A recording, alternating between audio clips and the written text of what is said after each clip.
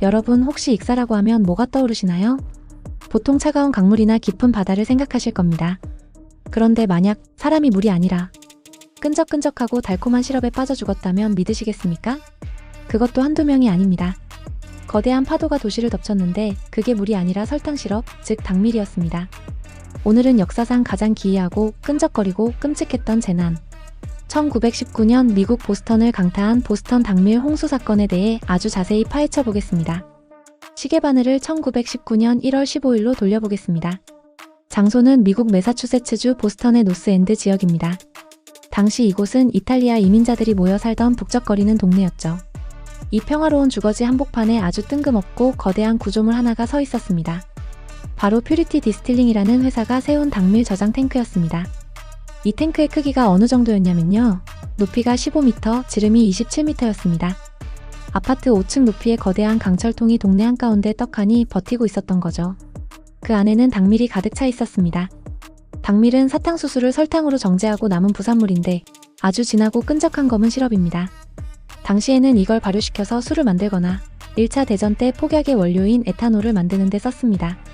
그런데 이 탱크에는 아주 치명적인 비밀이 있었습니다. 이 탱크는 지어질 때부터 부실공사의 끝판왕이었거든요. 이 회사는 전쟁 특수를 노리고 에탄올을 빨리 팔아먹고 싶어서 안달이 나 있었습니다.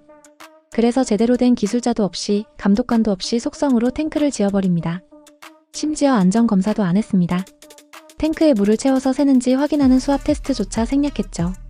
왜냐? 물을 채우는 시간조차 아까웠으니까요. 그래서 이 탱크는 처음부터 줄줄 샜습니다.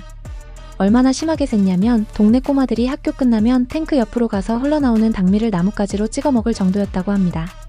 주민들이 이거 위험한 거 아니냐고 항의하니까 회사 측은 수리를 하는 대신 탱크를 갈색 페인트로 칠해버립니다. 당밀 색이랑 똑같이 칠해서 새는 게 안 보이게 하려는 꼼수였죠. 정말 악질적이지 않습니까? 다시 운명의 날인 1919년 1월 15일 점심시간으로 돌아옵니다. 이날 날씨가 아주 묘했습니다. 며칠 전만 해도 영하 15도의 혹한이었는데 갑자기 영상 4도까지 기온이 확 올라간 겁니다. 탱크 안에 있던 870만 리터의 당밀도 영향을 받았습니다. 날이 따뜻해지니 당밀이 발효되면서 가스를 내뿜기 시작했고 내부 압력이 급격히 올라갔습니다. 게다가 며칠 전 새로운 당밀을 가득 채워 넣어서 탱크는 터지기 일보 직전의 풍선 같은 상태였죠.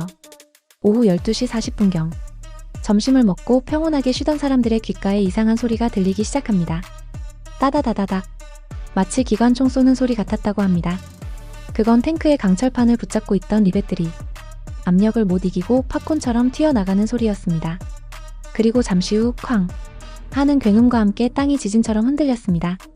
탱크가 찢겨나가면서 그 안에 갇혀있던 870만 리터, 무게로 따지면 약 1만 2천 톤의 검은 액체가 세상 밖으로 쏟아져 나왔습니다. 여러분, 시럽이 쏟아졌다고 하니 그냥 끈적하게 흘러내렸겠지라고 생각하시면 오산입니다. 엄청난 무게의 당밀이 한꺼번에 터져나오자 그건 액체가 아니라 둔기나 다름없었습니다. 초속 15m, 시속 56km의 속도, 높이는 4.5m에서 최대 12m. 거대한 검은 파도가 360도로 퍼져나가며 눈앞의 모든 것을 박살냈습니다. 이 파도의 위력이 얼마나 대단했냐면요. 근처에 있던 소방서 건물이 통째로 기초에서 뜯겨나가서 둥둥 떠내려갔습니다. 소방관들이 그 안에서 카드놀이를 하고 있었는데 말이죠. 철로 된 고가 철도 기둥도 엿가락처럼 휘어졌고 마침 지나가던 열차는 간신히 급정거에서 추락을 면했습니다. 길을 가던 마차, 자동차 그리고 사람들은 피할 새도 없이 이 검은 파도에 휩쓸렸습니다. 생존자들의 증언에 따르면 당밀이 덮치는 순간 숨을 쉴 수가 없었다고 합니다. 그냥 물에 빠지는 것과 다릅니다. 당밀은 물보다 40%나 더 무겁고 끈적합니다.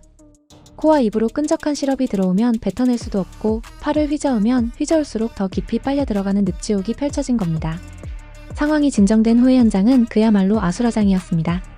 보스턴 거리 전체가 무릎 높이까지 오는 끈적한 갈색 곤죽으로 뒤덮였습니다. 구조대원들이 달려왔지만 구조 자체가 불가능했습니다. 당밀 웅덩이에 들어가면 구조대원도 발이 묶여서 움직일 수 없었거든요. 결국 의사들은 현장으로 뛰어들어 당밀을 해치며 응급처치를 해야 했습니다. 가장 가슴 아픈 건 아이들의 피해였습니다. 아까 제가 동네 꼬마들이 당밀을 찍어 먹곤 했다고 말씀드렸죠?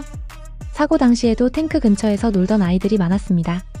파스칼레 이안토스카라는 10살 소녀는 당밀 파도에 휩쓸려 질식사하고 말았습니다. 동물들의 고통도 끔찍했습니다. 당시엔 마차가 많아서 말들이 거리에 많았는데 말들이 당밀에 갇혀서 허우적대다가 지쳐 쓰러졌습니다.